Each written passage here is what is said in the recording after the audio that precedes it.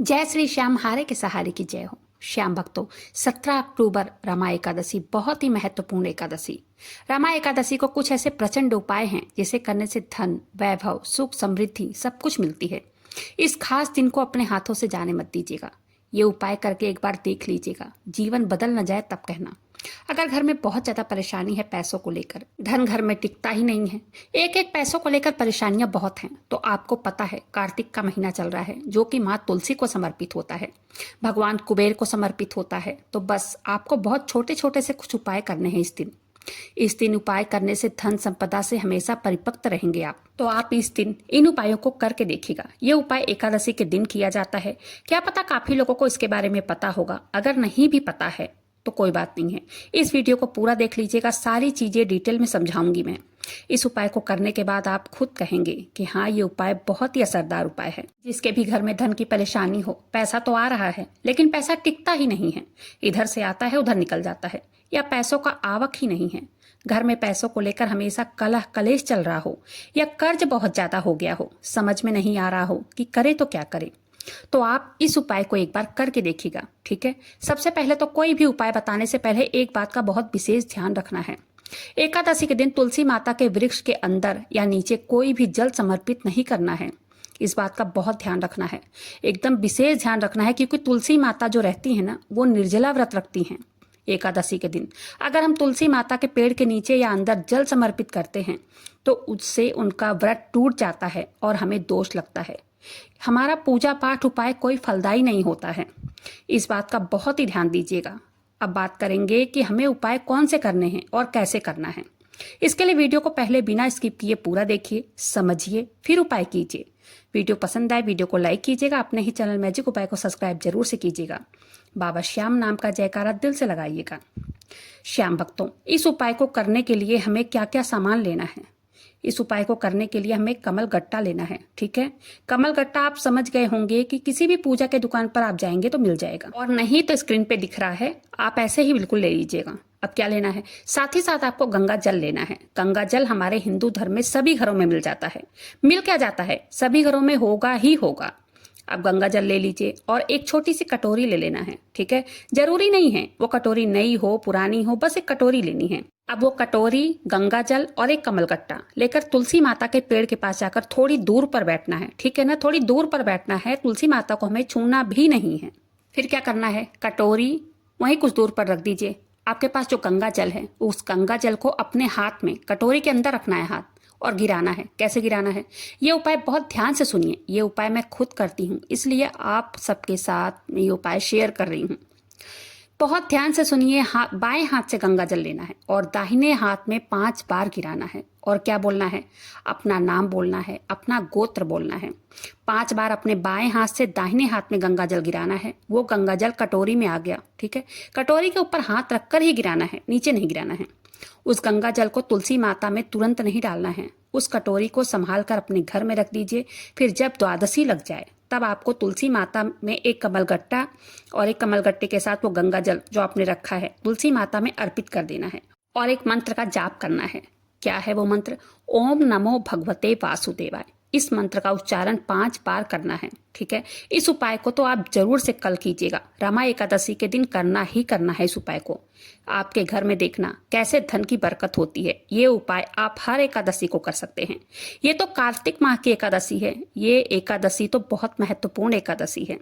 इस एकादशी में दान पुण्य का भी बहुत महत्व होता है। इस माह में किया गया दान पुण्य बहुत फलदायी होता है।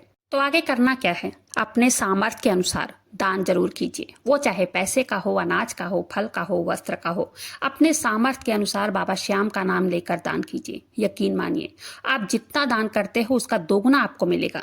तो अब अगला उपाय क्या करना है। अगला उपाय, एकादशी के दिन आपके आसपास अगर बाबा श्याम का मंदिर हो तो वहां जरूर जाना है, उनका दर्शन करना है, उनका नाम जप करना है। वहीं कहीं अगर जगह मिले तो बैठकर उनका 108 बार मंत्रों का उच्चारण जरूर कीजिए, और एक बांसुरी अपने साथ ले जाइए, बाबा श्याम को भेंट कीजिए।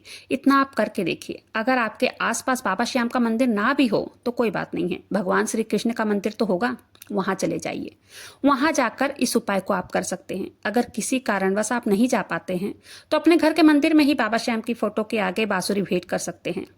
मैंने आपको अपने पिछली वीडियो में ही बताया था, एकादशी के दिन बाबा श्याम की पूजा, उनका पंचामृत से स्नान, उनका फूलों से श्रृंगार, खीर चूरमे का प्रसाद हम रोज करते हैं, लेकिन एकादशी के दिन करने से इसका महत्व और भी बढ़ जाता है और बाबा श्याम की कृपा हमें जल्द से जल्द प्राप्त होती है। बाबा श्याम के सामने बहुत ही श्रद्धा, विश्वास, भाव के साथ उनके मंत्रों का उच्चारण जरूर से कीजिएगा।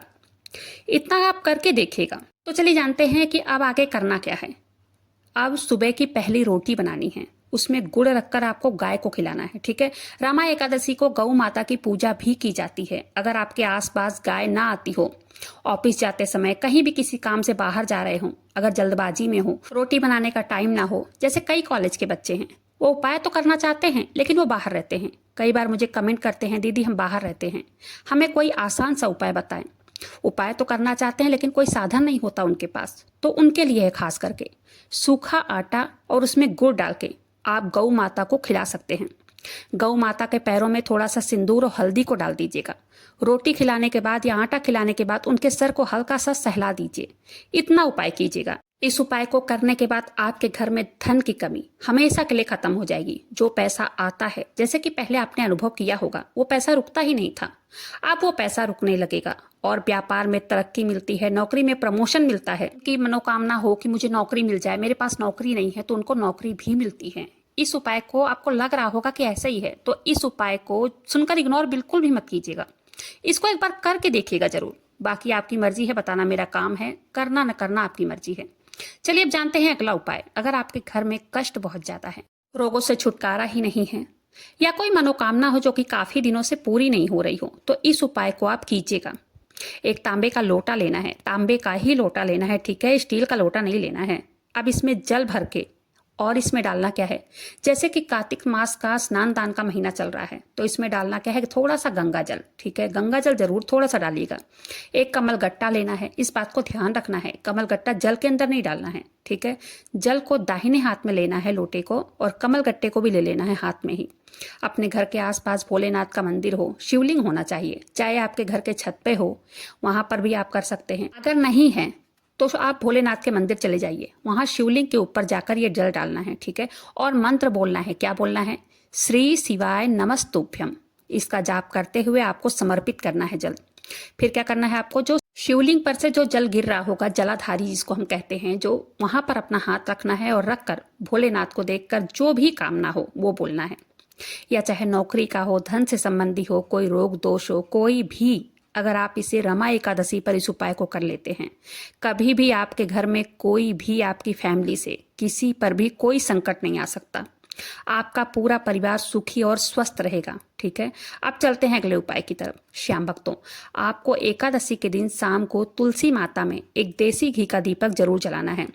नहीं तो जो भी आप तेल का इस्तेमाल करते हो उसका भी आप जला सकते हो। तो चलिए जानते हैं आप क्या करना है। देसी घी का दीपक मतलब आपने तुलसी में किसी भी तेल का, देसी घी का जला दिया।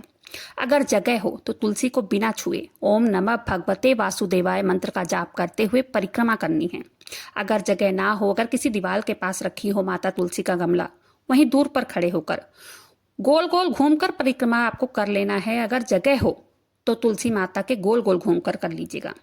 कल की वीडियो मैंने बताया था जो उपाय, वो भी जरूर से कीजिएगा। एक लोटा में बाबा श्याम का इत्र डालकर पूरे घर में छिड़काव करना है, ठीक है। ये कुछ एकादशी के खास उपाय हैं, इसे जरूर से कीजिएगा, क्योंकि इस उपाय को करने से आपके घर में धन का आगमन बढ़ता है। तो इस उपाय को करके देखिएगा। इस उपाय से घर में कलह, कलेश, रोग, दोष सब दूर होंगे। इस उपाय को करने से हर मनोकामनाओं की पूर्ति होती है। और लास्ट में एक उपाय जो हम सभी को करना चाहिए, रोज करना चाहिए, उठते बैठते चलते फिरते काम करते हमेशा करना चाहिए। बाबा श्याम के मंत्रों का उच्चारण, जो भी आपके इष्ट देव हों, जिनको भी आप मानते हो, उनके मंत्रों का उच्चारण जरूर से कीजिएगा।